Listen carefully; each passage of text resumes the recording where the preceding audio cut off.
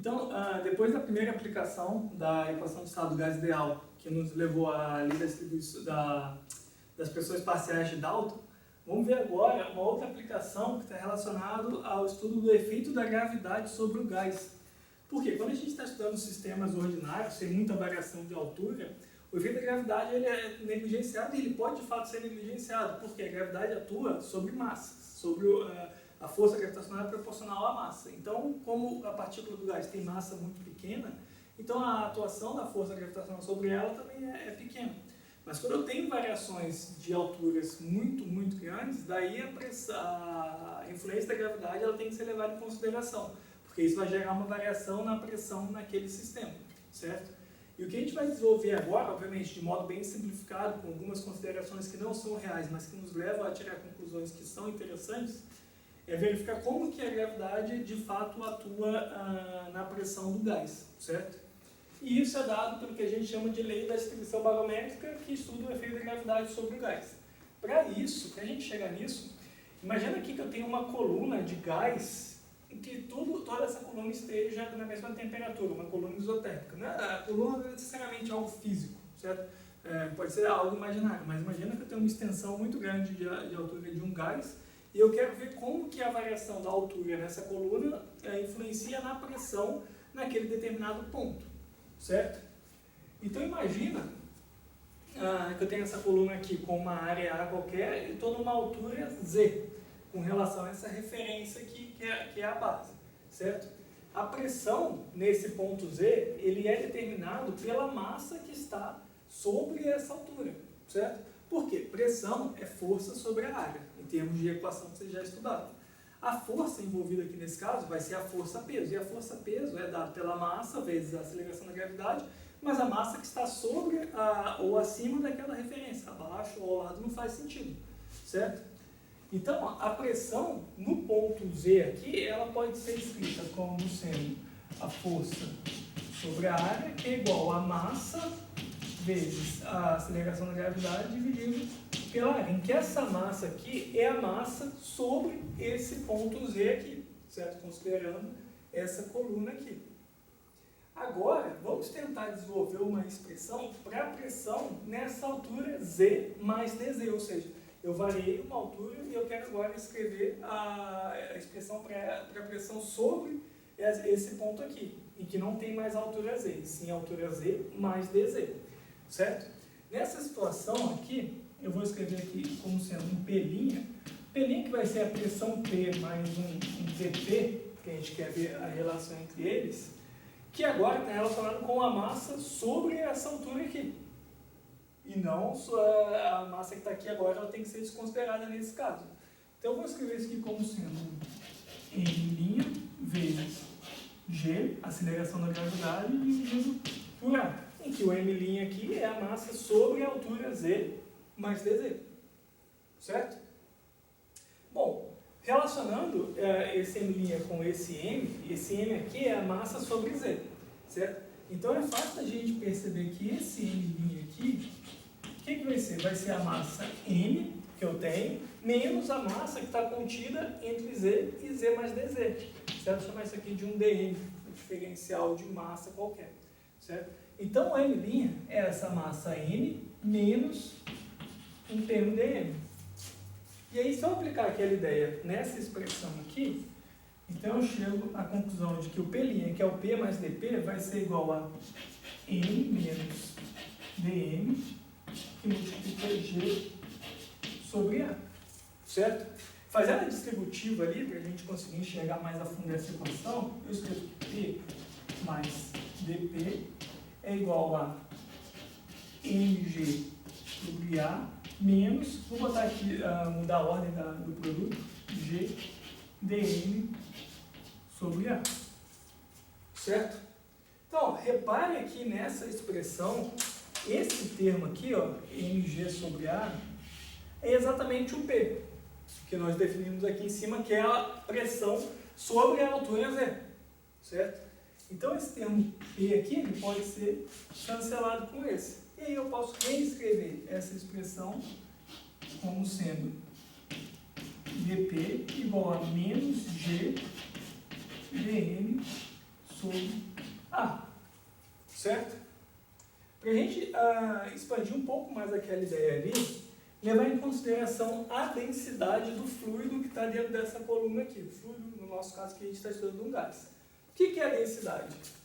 Densidade mássica é o que? É diferencial de massa por volume, certo? Ou, no caso aqui, eu posso escrever esse dm como sendo ρ dV, certo?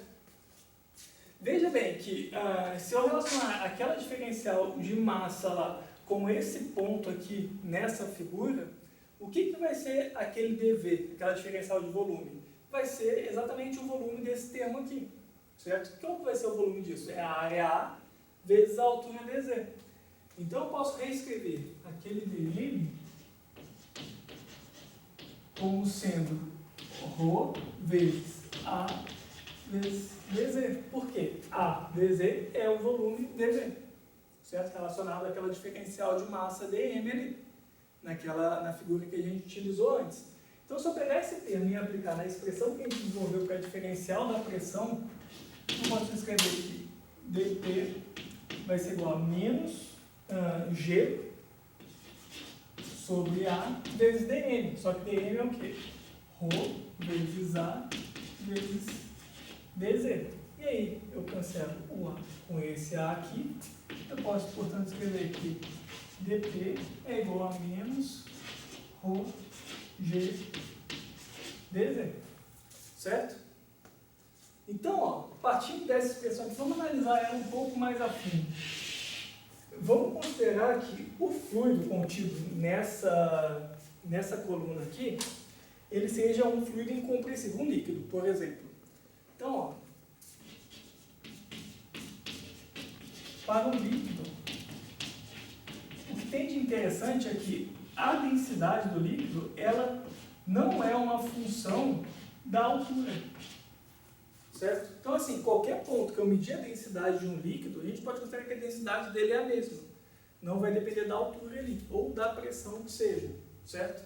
Então, consequentemente, ele também não vai ser uma função da pressão, exatamente pelo fato de ele ser um líquido incompressível, certo? Portanto, se ele não vai se comprimir, isso pensando nos limites. Se eu aplico uma pressão nele, então a densidade dele, ou seja, a quantidade de massa por volume não vai mudar. Então, eu posso utilizar essa ideia diretamente para resolver aquela diferencial lá. Por quê? Se eu aplicar, então, resolver aquela equação diferencial de um ponto, de um P0 a P qualquer, isso aqui vai ser igual a menos ρ, G, eu vou poder tirar da integral, porque o ρ não depende da altura e nem de P, o G é a aceleração da gravidade, é uma constante, a diferencial de dz de um z0, que é referente a essa pressão P0, até um z que é referente a essa pressão P, certo? E aí daqui eu tiro que P menos P0, né? Se resolvendo diretamente a integral aqui, a integral de dp é P, mas é P definida de P0 a P, vai ficar o de cima menos o de baixo. Vou resolver direto porque vocês já aprenderam isso aí na infância de vocês. Então, P menos P0 vai ser igual a menos ρ, G, Z menos Z0. Ou a delta P é igual a ρ GH, né, menos ρ GH, que vocês já aprenderam isso. Se eu vou subindo, imagina, você está na piscina, lá no fundo a pressão é maior. Se eu vou subindo, a pressão vai diminuindo. Então, se eu vou aumentando a altura aqui, aumentando essa diferencial, a pressão vai diminuindo, porque aqui está negativo. Certo? Só que, no caso do gás, a gente tem uma questão que a gente não pode aplicar diretamente a equação dessa forma, por quê? Para gases, deixa eu escrever com outra coisa aqui. Para os gases, a gente tem que a densidade, ela é uma função da pressão. Ou seja, dependendo da pressão do gás, a densidade dele vai mudar. Porque se eu mudo a pressão, eu mudo o volume. Se eu mudo o volume, eu vou mudar a densidade para uma mesma massa, para um sistema fechado, porque a densidade é massa por volume. Então, eu tenho que determinar essa relação aí. E para determinar essa relação, a gente pode utilizar a lei de estados gás ideais. Como que a gente pode fazer isso? Então, a lei de estados gás ideais, ela nos diz que PV é igual a N RT, certo? Só que a quantidade de matéria, vocês aprenderam isso já também, a quantidade de matéria M ela pode ser escrita como a massa da substância dividido pela massa molar da substância, certo? Aqui grama por mol, então dá mol que de fato é a unidade da grandeza M. Se eu aplicar aquela igualdade aqui nessa expressão, então o que vai aparecer? PV é igual a massa dividido pela massa molar, RT. E aqui agora a gente vê que se eu passar o V dividindo, eu vou ter a massa sobre o volume que é de fato a densidade. Portanto, eu vejo que P é igual a M sobre V, RT sobre a massa molar. E esse termo aqui é a densidade ρ. Portanto, a pressão P vai ser igual a ρ RT sobre M, certo? E aí se eu pegar, isolando, ou posso escrever como sendo ρ, vai ser P vezes a massa molar sobre RT, certo? E aí agora eu posso pegar esse termo aqui e aplicar aqui na expressão para levar em consideração a diferencial da pressão aqui, certo? E fazer a conta de forma correta. Fazendo isso, deixa eu continuar aqui então. Então, para o gás, o que a gente tem? Eu tenho aqui dP vai ser igual a menos ρ, só que o ρ a gente vai escrever dessa forma, Pm sobre RT vezes G vezes dz, certo? E aí agora, para resolver essa equação diferencial, eu vou precisar separar as variáveis, ou seja, eu vou pegar o P, vou passar ele dividindo para cá. Então, eu vou reescrever essa expressão como sendo dP sobre P é igual a menos, lembrando que esse M maiúsculo aqui é a massa molar, certo? Gramas por mol, mg sobre RT dz. E aí agora, dessa forma, eu consigo aplicar a integral dos dois lados da igualdade para resolver aquela equação diferencial.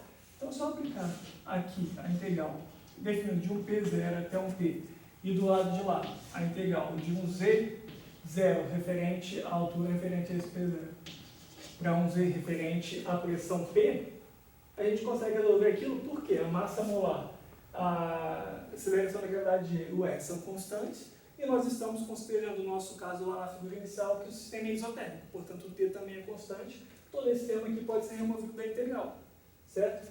A integral de dP sobre P, vocês aprenderam lá na infância de vocês também, é ln de P, certo? E L de P0 a P, então vai ficar a diferença do logaritmo, que é o logaritmo da razão entre os termos. Então ali, se eu já fizer a integral definida, vai ficar ln de P sobre P0, certo? Se vocês não entenderem isso, vocês voltam lá no cálculo, isso aqui que vocês vão conseguir descobrir, certo? Vai ficar igual a menos mg sobre RT, Z menos Z0, certo? Em que a relação aqui é o seguinte, P0 é a pressão em Z0, certo? E P é a pressão em Z. Bom, se eu quiser isolar o termo P aqui, o que eu faço? Só aplicar o exponencial, expoente dos dois lados, E elevado a esse termo aqui, a igualdade continuará sendo verdadeira, certo? E elevado ao Ln do termo é o próprio termo, certo? Então, aplicando esse exponencial dos dois lados, o que a gente tem ali? Que P sobre P0 vai ser igual a E elevado a menos mg Z menos Z0, tudo isso aqui sobre RT. Tudo isso aqui está no expoente de E, certo? Ou eu posso escrever aquilo ali como sendo P igual a P0, E passando multiplicado para lá, né? E elevado a menos mgz menos Z0, tudo isso sobre RT, certo? E essa equação aqui, que é a chamada lei de distribuição barométrica, nos mostra como que a pressão de um gás varia em função da altura, considerando o sistema isotérmico, certo? E veja bem, vamos tentar analisar os limites. Vamos pensar, fazer um gráfico aqui, essa primeira análise nossa aqui, fazer um gráfico da pressão P em função de Z, certo? E vamos considerar que aqui no eixo aqui eu tenho o Z0, pode ser o Z0 igual a zero, o nível do mar, para ficar mais fácil. Vamos analisar os limites dessa expressão para a gente ver como que varia o P em função de Z. Então imagina, se o Z, a altura Z, é igual a referência Z igual a Z0, esse termo aqui vai dar zero, certo? Qualquer número elevado a zero é igual a 1. Certo? Então se esse termo aqui é igual a 1, o P é igual ao P0. Então aqui eu tenho P igual ao P0. Já tem esse limite. Vamos para o limite agora, que eu tenho alturas bem grandes. Vou para a altura Z muito alta. Se o Z vai para muito grande aqui, vamos pensar ele no limite tendendo ao infinito, para facilitar a nossa análise. Esse termo aqui todo vai tender ao infinito. Como aqui está o expoente negativo, é como se tivesse um denominador, né? Vai ficar o E elevado a um termo tendendo ao infinito. Algo finito, que é o P0, dividido por esse termo que tende ao infinito, esse termo de P vai tender a quanto? Vai tender a zero, correto? Então, quando Z vai para infinito, o P tende a zero, certo? Considerando que aqui é o zero de P, que seria a origem. E essa variação ela não é linear, ela é exponencial. Então, esse gráfico ele teria uma forma desse tipo aqui, certo?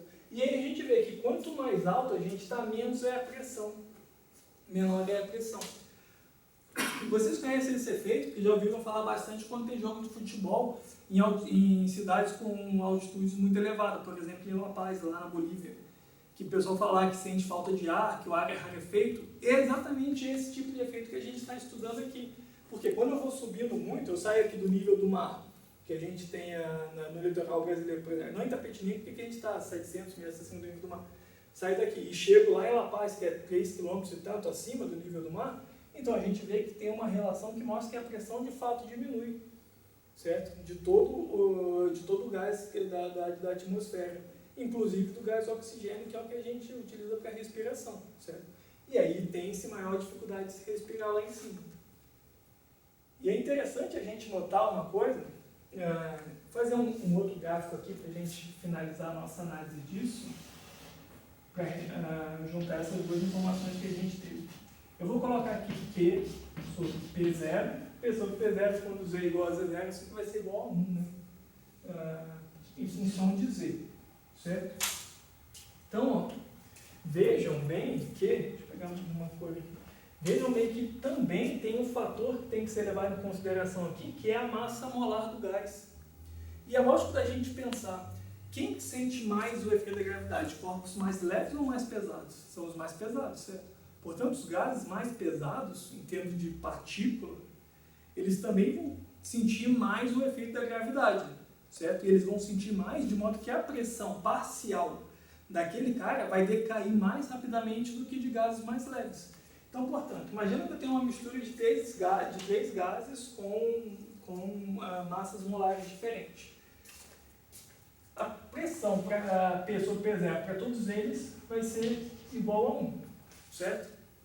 Imagina que eu tenho três gases, vou botar aqui A, B e C, para usar a mesma notação de antes. Na maior do que Mp e maior do que Mc, certo? E aí os três vão ter decaimento da seguinte forma. Eu vou colocar aqui em modo genérico, depois a gente define qualquer forma. Imagina que esse vai decair mais lentamente, um decai em forma média e um terceiro decai mais bruscamente, assim, dessa forma. Pela equação da lei da distribuição barométrica, a gente consegue definir, utilizando essa informação aqui, qual que é a curva de cada um dos gases. Por quê? Como eu falei, gases mais pesados vão sentir mais o efeito da gravidade do que gases mais leves, já que a força gravitacional é proporcional à massa dos corpos, certo? Então, daquela forma escrita, da forma como nós desenhamos aqui, esse daqui corresponde ao gás C, porque ele é o mais leve, esse intermediário é o gás B e esse primeiro aqui ao gás A, certo? E se a gente considerar, por exemplo, que o nosso ar, a atmosfera, ele é composto, pegar os dois principais componentes, nitrogênio e oxigênio, se considerar aproximado a 80% de nitrogênio e 20% de oxigênio, certo? O oxigênio, o gás oxigênio, ele é mais pesado, tem a massa molar maior do que o gás nitrogênio. Portanto, o decaimento da sua pressão parcial vai ser mais rápido. E aí, quando a gente chegar lá em cima, em La Paz, na altitude para jogar bola, além da pressão total ser menor, a pressão parcial do oxigênio também vai ser menor. Por que vai ser menor? Porque ele vai sentir mais o efeito de gravidade do que o nitrogênio, que a gente consegue verificar matematicamente naquela equação lá, e aí a gente vê a dificuldade de se jogar futebol em altitudes elevadas dessa forma, certo? Bom, tem várias outras análises que poderiam ser feitas desses cálculos que nós fizemos aqui. Com o decorrer do curso a gente vai ter oportunidade de fazer nas atividades, mas essa é mais uma aplicação da lei de estado dos gases ideais, porque nós vimos uma equação que vocês já conhecem quando estudaram fluidos incompressíveis, como líquidos, por exemplo, aplicado para sistemas gasosos. E aí vimos o efeito da gravidade sobre a pressão do gás, representado de forma gráfica nessas figuras aqui, beleza? Então, no próximo vídeo a gente vê mais algumas aplicações da lei de estado do gás ideal, já levando em consideração, na verdade, já expandindo um pouco mais a nossa análise, olhando processos termodinâmicos em si, beleza? Então, até a próxima.